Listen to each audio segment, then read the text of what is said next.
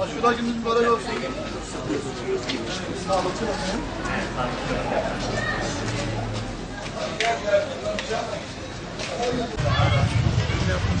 Çekiliyorum ha. Hadi. Sen çekiyorsun.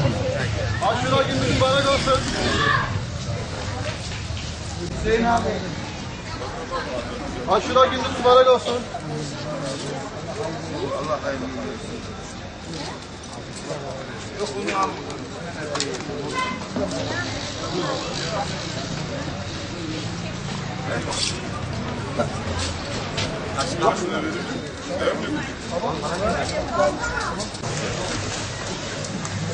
Aşure gününüz mübarek olsun.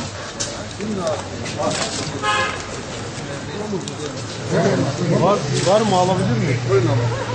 Aşure gününüz mübarek olsun. Afiyet olsun. Afiyet olsun.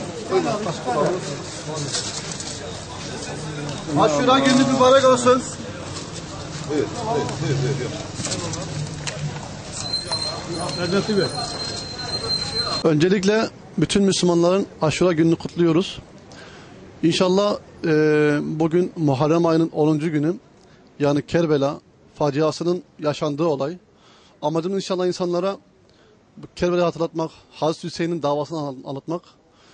Bunun için inşallah ilimler olarak her sene yaptığımız aşure dağıtma programına inşallah bu sene de yaptık. Bu sene 1000 taneye yakın aşure dağıttık Allah'ın izniyle.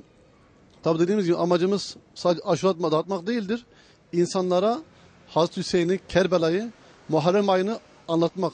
Çünkü Muharrem ayının onu demek birçok dünyadaki birçok önemli olaya vakıf olan bir gündür bugün.